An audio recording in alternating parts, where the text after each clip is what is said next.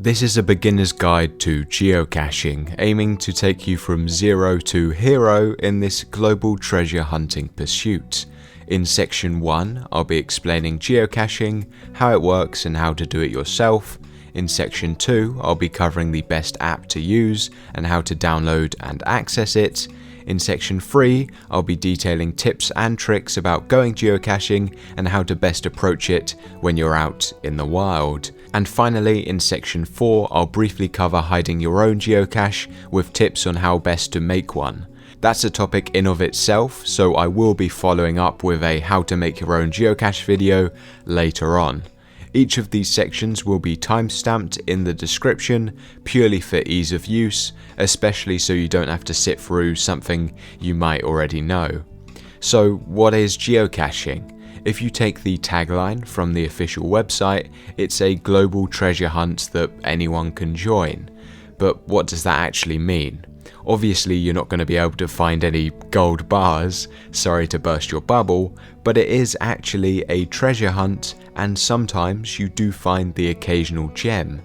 Essentially, there is a large community of people, normal people like you and me, that call themselves geocachers.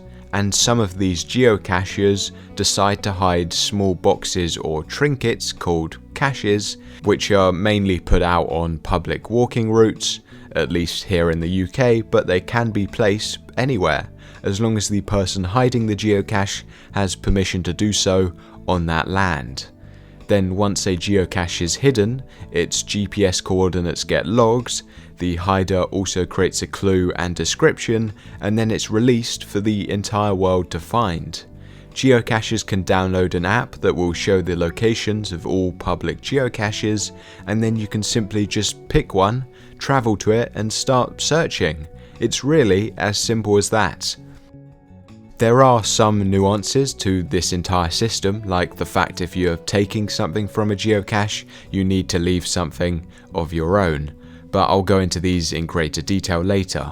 But first, let me tell you the best geocaching app to use. If you asked the average geocacher, they might tell you to use geocaching.com's official app. That's all well and good, but they paywall a lot of good features. In fact, they basically don't let you access the good caches for free because they lock them until you get a premium subscription. Sure, it's usable, but when there's better alternatives out there, why bother? CGO is what I'd recommend personally. It's open source and acts as an unofficial client for geocaching.com, which means you get all of the features for free. It's what I've been using for the past couple of years and I haven't had any issues with it. Okay, so as you can see, I've downloaded CGO, which is once again the app I'd recommend. I'll leave a link to it in the description, and I'm going to show you how to use the geocaching app. So I'm zoomed in over London at the moment, and you can't really see it because there's literally so many geocaches. It's kind of mental how many there are hiding in plain sight. And if we go a bit further in, we can see there's a multitude of different geocache types. We're focusing on the green ones for now because that's the regular type of geocache, the standard type. There are different types of geocaches, but I'll let you do your own research and figure them out yourself. So if we go in, the green ones, once again, are the standard type. For example, let's say we're in Camden Town and we wanted to go to this one. We'd click it. It'd pop up with the details. We can see it's called well. I'm assuming it's related to a well then. We also have these tracking options at the top. We have the compass, we have the directional map, and it shows you the route to best get to it, just like Google Maps, for example. It also shows you the type of geocache. Once again, the green is the traditional cache type, and it also shows you the size. So it's a micro. We know it's not going to be a box. It's going to be one of those small tubes with the cache log inside. Also gives you the coordinates, but if you want more details, you just click the more details section. It will load and open that up for you. So just wait a second. It will load in the data, and then you're presented with another screen of information. It will show you the difficulty and the terrain difficulty. It will also show you the recent logs, which I personally find quite important. If you're looking at this, the smiley faces, and they aren't smiley, they're frowny, and the most recent ones are frowny faces, which means people haven't been able to find it. It means quite likely that the geocache might be lost, or it might have been stolen. Either way, it's been misplaced and isn't available anymore. So in that case, and what I do with basically every geocache hunt, depending on how much I want to challenge myself. So for example, if I go description and logbook is where you can see other users who have found the same geocache, and they'll give you comments. You'll be able to see what date they found it on, and you'll also be able to see photos. So for example, this one at the top, on a short step to Camden, we found this small box. And then TFTC means thank you for the cache. It's just a little saying that people use. They also provide photos, which you can look in the images tab. But for example, if you're looking on this logbook, and you're seeing people haven't found it, and that it's recently people haven't found it, you know it could be misplaced or stolen. They might say the same, or you'll have to infer it yourself, and then maybe it's not worth going to this geocache if it's been nicked. Cool. And another thing with the description, if we go to that, whoever's hiding the geocache will tend to leave a description. Sometimes it will be detailed, sometimes it will give you the history of the area, sometimes it won't. For example, this time it's given the history of the area. If we go down, there's also a hint section. So by default it's scrambled, but if you are really struggling and you need a hint, you can just click it, and it says stretch without the yoga.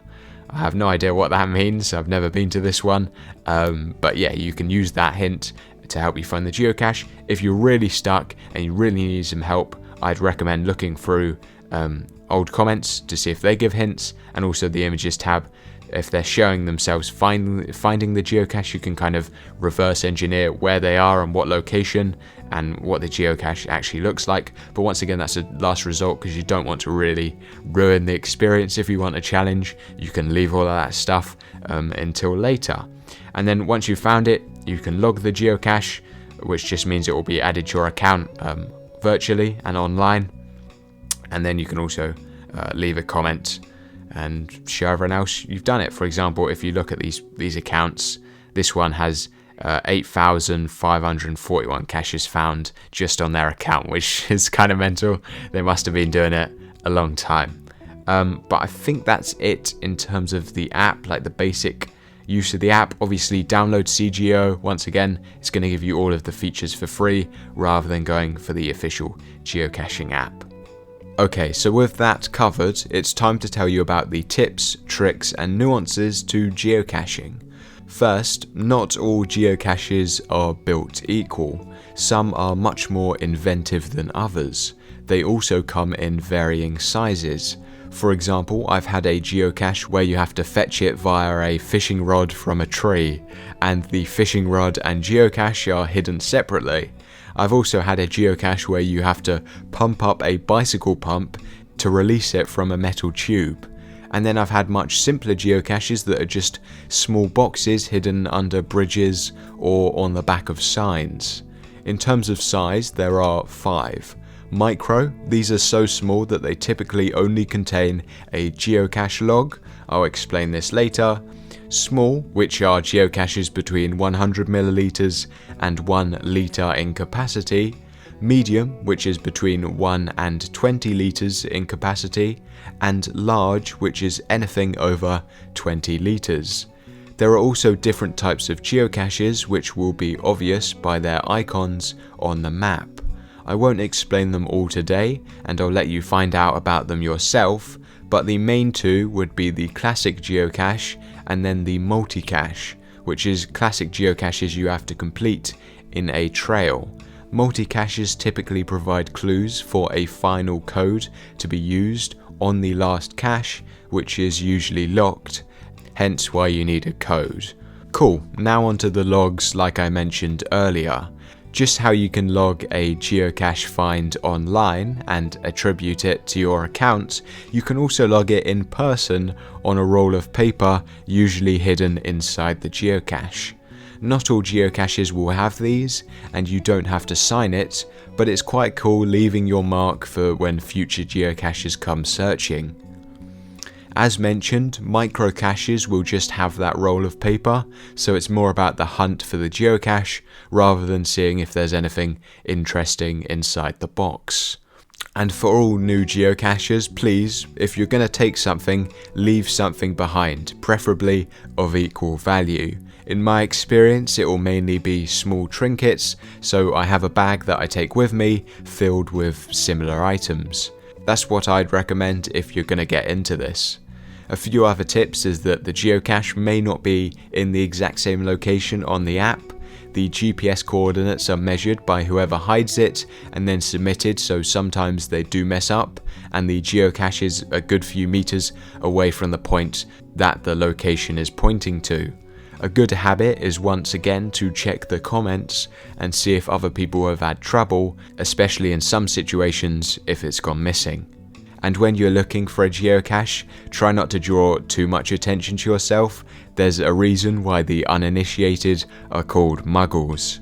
I once had a mate and he and his family would always see people huddling around a lamppost on their street, and they thought for sure it was some kind of drug pickup or stash point, but eventually they got into geocaching and realised it was just a geocache. It was a geocache on their street, and that's what everyone was doing. Okay, and the final step to becoming a geocaching expert is hiding your own. I've left a link to the steps on hiding a geocache below, so make sure you read the guidelines as part of it. Essentially, you can hide a geocache anywhere on public property or property that you have ownership or permission over. I'd personally recommend picking places that aren't going to be looked over for any reason. For example, I've hid 2 geocaches before, and unfortunately they were in quite obvious locations. At least one was, and then the other one was in a good location, but was eventually scrapped because that entire area was trimmed down by, I assume, a council worker. Also, make sure the container is waterproof, but yeah, essentially ask for approval once you have a location from geocache.com, and they'll have someone check whether it falls on private land, and yeah, you should be good to go. Just read the guide, it's going to do a much better explanation than what I'm able to do. Thanks for watching, and happy geocaching.